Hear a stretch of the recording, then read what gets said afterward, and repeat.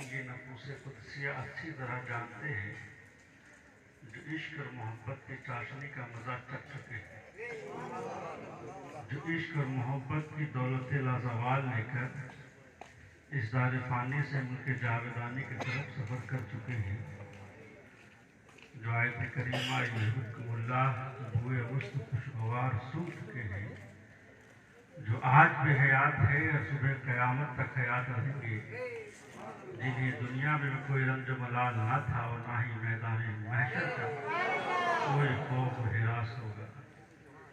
حضرات، یہ وہ حضرات ہیں جنہوں نے زیادہ عشق محبت پر گزرنے میں نہ تو آبلہ پائی کا احساس کیا اور نہ ہی انگاروں سے الجھتے ہوئے دامن کے سلگنے کی فکر کی۔ حضرات،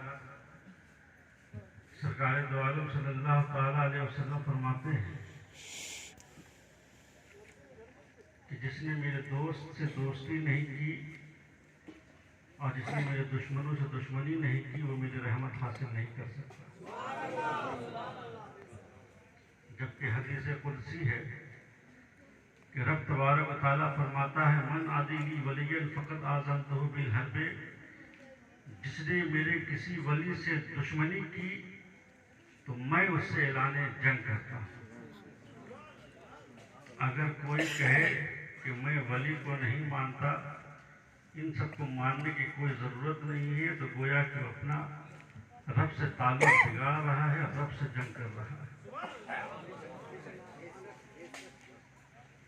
جبکہ اسی حدیث میں آگے رب نے فرما دیا کہ وَمَا يَزَالُ عَبْدِي يَتَقَرَّبُ إِلَيَّ بِالنَّوَافِلِ حَتَّى أُحِبَّهُ فَإِذَا أَحْبَبْتُهُ۔ اللہ کے بندے کچھ ایسے ہیں جو نوافل کے ذریعہ سے قریب ہوتے رہتے ہیں یہاں تک کہ اللہ اس سے محبت کرنے لگتا ہے، اور جب اللہ اس سے محبت کرنے لگتا ہے تو اللہ اس ولی کی آنکھیں ہو جاتا ہے جس سے وہ دیکھتا ہے، اس کے کان ہو جاتا ہے جس سے وہ سنتا ہے، اس کا ہاتھ ہو جاتا ہے جس سے وہ پکڑتا ہے، اس کا پیر ہو جاتا ہے جس سے وہ چلتا ہے۔ جبکہ آپ یہاں پہ سوچ سکتے ہیں کہ اللہ تبارک تعالیٰ ہاتھ، پیر، آنکھ، کان سے پاک ہے، اس کی کوئی صورت نہیں ہے۔ تو اس کے بارے میں تفسیر کی کتابوں میں بیان کیا جاتا ہے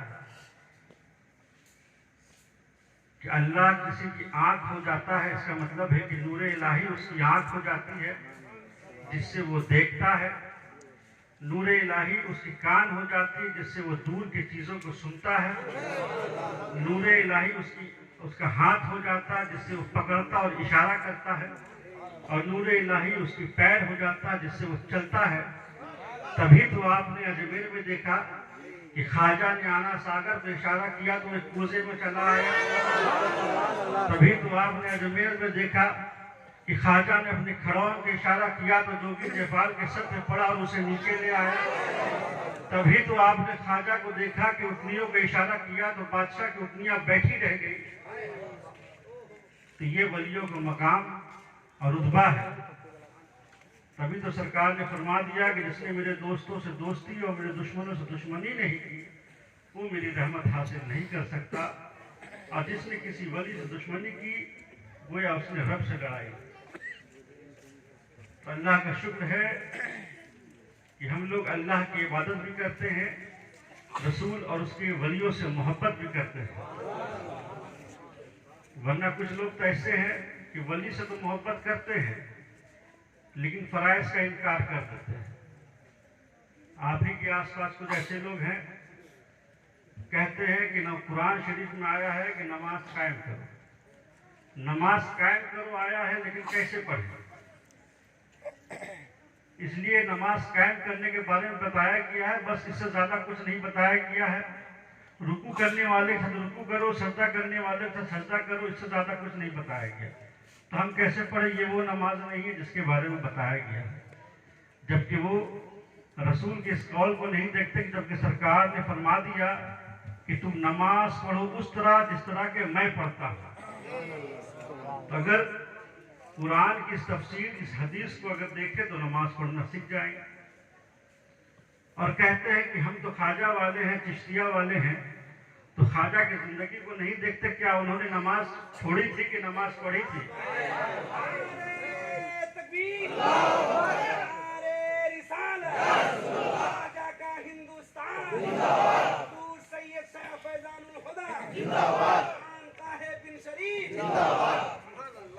کیا وہ اس پہ غور نہیں کرتے کہ آنا ساگر کا واقعہ کیوں پیش آیا؟ پھر بھی نماز کا انکار کرتے ہیں، اور یہ سمجھ میں نہیں آتا کہ نماز کا انکار کرتے پھر جنازہ کیوں پڑھتے ہیں، پھر عیدین کیوں پڑھتے ہیں؟ اسی کو کہتے ہیں کہ خدا جب دین دیتا ہے پہلی بار بولی تو خدا کا شکر ہے کہ ہم لوگ رسول والے، ولی والے اور اللہ والے ہیں۔ تو آئیے اسی محبوب کی بارگاہ میں صلاۃ و سلام پڑھ لیتے ہیں۔